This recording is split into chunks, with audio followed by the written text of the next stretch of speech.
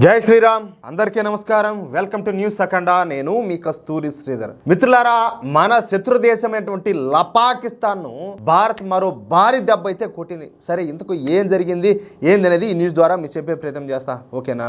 నిజానికి 2014 ముందు భారత్ పాకిస్తాన్ల మధ్యన $10 బిలియన్ వరకు వ్యాపార వాణిజ్యం అయితే జరుగుతూ ఉండేది, ఓకేనా? $10 బిలియన్ అంటే దాదాపుగా ఒక 86,000 కోట్ల రూపాయలు అనుకోండి. అప్పటి కాంగ్రెస్ ప్రభుత్వం హయాంలో పాకిస్తాన్ తన ఇష్టానుసారంగా ఇష్టారాజ్యంగా భారత్కు తమ ఉత్పత్తులను అయితే ఎగుమతులు చేసేది. ఎందుకంటే వాళ్ళ బంధువులు వాళ్ళ స్నేహితులదే కదంటే ఆ ప్రభుత్వం ఇంక పంపించకుండా ఎందుకుంటారో.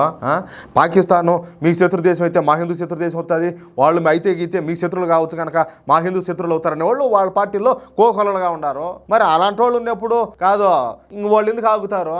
అంతేనా కాదా? సరే, భారత్కు తమ ఉత్పత్తులను ఎగుమతులు చేయడం ద్వారా పాకిస్తాన్లో దాదాపుగా 3,000 పరిశ్రమలు బాగా లాభాలు గడించేటి.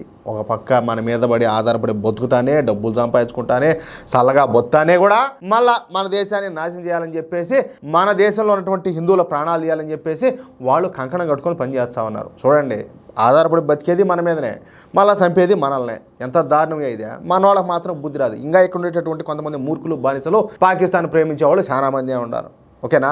సరే, అయితే అవునా కాదా నేను చెప్పేది? కరెక్టే కదా? సరే, ఇకపోతే 2014లో నరేంద్ర మోడీ గారు ప్రమాణ స్వీకారం చేసిన దగ్గర నుంచి పాకిస్తాన్కు భారత్కు మధ్య ఈ వ్యాపార వాణిజ్యాలు తగ్గుముఖం పట్టాయి. ఒక్కొక్క సంవత్సరం $1,000 మిలియన్ చొప్పున పాకిస్తాన్తో వ్యాపారాన్ని భారత్ తగ్గించుకుంటా వచ్చింది. అయితే 2019లో పాకిస్తాను పుల్వామా దాడులు చేసిన తర్వాత భారతదేశం 90% పాకిస్తాన్ వాణిజ్యాన్ని అయితే తగ్గించేసింది. ఇకపోతే ఇతర పాకిస్తాన్ దిగుమతుల మీద 200% పన్నులను అయితే విధించింది. చూడండి, అంటే కొన్ని ఏంటంటే అంతర్జాతీయ నిబంధనలు కొన్ని ఉంటాయన్నమాట. పూర్తి స్థాయిలో నిషేధం అయితే విధించకూడదు. కాబట్టి 90% తగ్గించుకొని ఆ 10% మీద ఏంది 200% పన్నులు విధించారు. ఎందుకంటే ఆ రూపాయి చేసేది వీడికి వచ్చినప్పటికీ ఎక్కువ అవుతుంది అనమాట. దానివల్ల మనకు వచ్చిన ప్రయోజనం ఉండదు, వాళ్ళకి ఏం మిగలదు. కాబట్టి 200% పన్నులు అయితే విధించారు. ప్రస్తుతం పాకిస్తాన్ నుంచి మన భారతదేశానికి ఆర్గానిక్ కెమికల్స్, ప్లాస్టిక్, విలువైనటువంటి ఈ లోహ సమ్మేళనాలు, మినరల్ ఫ్యూయల్స్,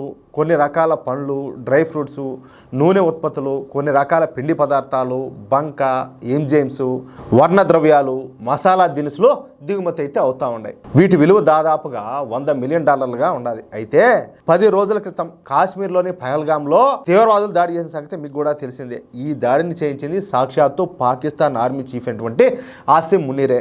ఈ దాడుల్లో 26 మంది అమాయకులు ప్రాణాలు కోల్పోయినారు, 50 మంది వరకు తీవ్ర గాయాల పాలైనారు. దీంతో ఈ విషయాన్ని కేంద్ర ప్రభుత్వం సీరియస్గా తీసుకునింది.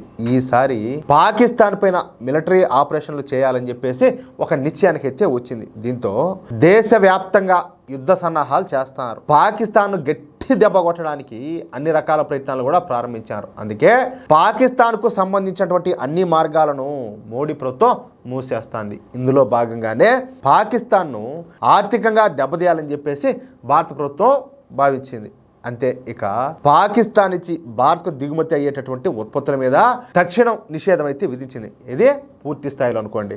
ఆ దేశం నుంచి వచ్చే అన్ని దిగుమతులపైన భారత ప్రభుత్వం బ్యాన్ విధించింది. ఇప్పటికే ఆర్డర్లు ఇచ్చినటువంటి వస్తువులపైన కూడా నిషేధం విధించడం ఇక్కడ విశేషం అన్నమాట. అంతేకాకుండా పాకిస్తాన్ నుంచి తమ వస్తువులను తీసుకొని భారత వస్తున్నటువంటి అన్ని పాకిస్తాన్ నౌకలను భారత్ తిప్పి వెనక్కి పంపించేసింది.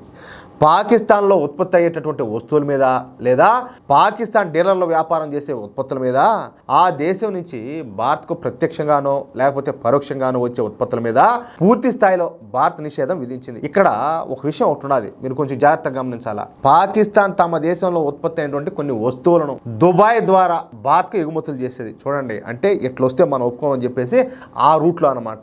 ఇలా ఎగుమతులు చేస్తూ పాకిస్తాన్లో అనేక పరిశ్రమలు లాభాలను అయితే ఆర్జిస్తున్నాయి.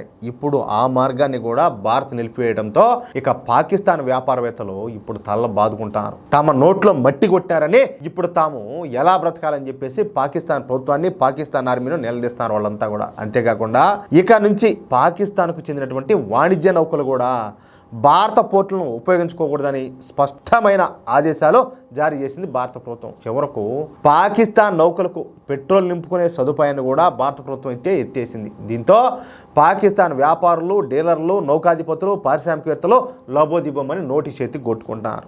అంటే మాతో ఏం వ్యాపారాలు కావాలా, డబ్బులు సంపాదించుకోవాలా, మా మీద ఆధారపడి మళ్ళీ మా వాళ్ళనే కొట్టాలా, మా వాళ్ళనే చంపాలా, మా ఆడబిడ్డల్ని ఎందుకులే ఇంకా అవన్నీ చేయాలా? ఏం మనుషులు రా మీరా? కొంచెం అన్నా కుక్క కన్నా విశ్వాసం ఉంటుంది, మీకు విశ్వాసం ఉండదా?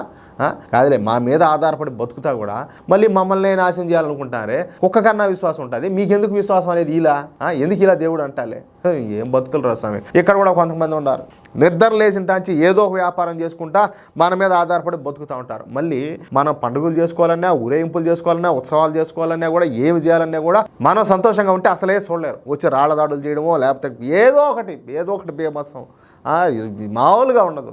ఇలాంటి పిచ్చి కుక్కలన్నింటినీ ఏం చేయాలో మీరే ఒకసారి ఆలోచించుకోండి. మీరు వాటికి రొట్టె ముక్క వేస్తా ఉన్నంత కాలం మీ వల్ల వాళ్ళకి ప్రయోజనం కలుగుతా ఉన్నంత కాలం వాళ్ళు అట్టే ఉంటారు. మీరు ఎప్పుడైతే ఆ స్క్రూలన్నీ కూడా బిగిస్తారో, అంటే వాళ్ళతో ఎటువంటి వ్యాపారం కూడా చేయకుండా వాళ్ళని ఆర్థికంగా బహిష్కరిస్తే అప్పుడు అన్నీ కూడా సెట్ అయిపోతాయి. మీరు ఏమి చేయబనిలే స్వామి, ఆ పని చేసినా చాలు. మీరు ఎవరి మీదకి యుద్ధాలకు పోమలే, తిట్టాబనిలే, కొట్టాబనిలే, ఏం చేయబనిలే.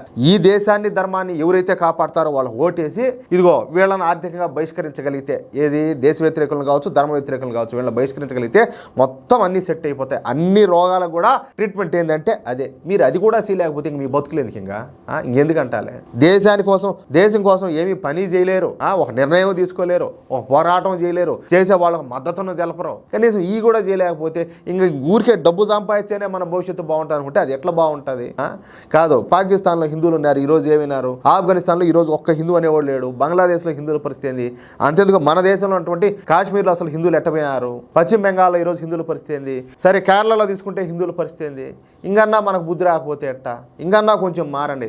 కేవలం డబ్బులు ఉన్నంత మాత్రాన మన బిడ్డలు బాగుంటారు, మన కుటుంబం బాగుంటుంది, మన భవిష్యత్తు బాగుంటారు అంటే భ్రమే. ఒకటే రోజు అది కళ చెదిరిపోయినట్టుగా ఒకటే రోజు నిన్ను జుట్టు పట్టి తీసుకుపోయి రోడ్లేసి ఎరగదని, లేకపోతే పీకలు పోస్తే మీ ఆడబిడ్డలు ఎత్తుకొని పోయి మీ ఆస్తులన్నీ వాళ్ళు స్వాధీనం చేసుకుంటారు. నువ్వు ఇన్నాళ్ళు కడుపు కట్టుకొని సంపాదించింది అంతా కూడా కకృతిపడి ఏడు పాలు అవుతుంది. అది అర్థం చేసుకుంటే భవిష్యత్తు ఉంటుంది, లేకపోతే సమాప్తం. అర్థమైందా మిత్రులారా? ఈ న్యూస్ కనుక మీకు నచ్చినట్లయితే, అదేవిధంగా నా మాటలతో మీరు ఏకీభవిస్తే ఖచ్చితంగా ఈ న్యూస్ నలుగురికి షేర్ చేయండి. అలాగే ప్రతి ఒక్కరు కూడా మీ యొక్క అమూల్యమైన అభిప్రాయాలను ఖచ్చితంగా కామెంట్ చేయండి. ఇంకో విషయం ఏంటంటే, ఇంతవరకు కూడా మీరు మన ఛానల్ను సబ్స్క్రైబ్ చేసుకోనట్లయితే, ఒక భారతీయుడిగా, సగటు హిందూగా మన ఛానల్ సబ్స్క్రైబ్ చేసుకోండి. ఆ స్వామి సపోర్ట్ చేయండి. మీరు సపోర్ట్ చేయకపోతే, ఇప్పుడు ఈ పాకిస్తాన్ నుంచి వస్తారు కదా వీళ్ళు, ఎంత తీవ్రవాదులా వాళ్ళు, మా మతం వాళ్ళు, మా జాతి వాళ్ళు అని చెప్పేసి కాశ్మీర్లో వాళ్ళు సపోర్ట్ చేస్తారు. మన దేశం కాకపోయినా మరి 24 గంటలు దేశం కోసం, ధర్మం కోసం ఇంతగా ఆలోచన చేస్తా తప్పిస్తా ఉంటే మీరు సపోర్ట్ చేయక ఎవరు సపోర్ట్ చేస్తారో? వాళ్ళకుండే విజ్ఞత, వాళ్ళకుండే ఇది మనకు ఉండకపోతే అట్ట, కనీసం దాంట్లో కొంత భాగమైన ఉండకపోతే అట్ట ఏమంటారా? ప్లీజ్ సపోర్ట్ చేయండి. జై శ్రీరామ్, జై హింద్.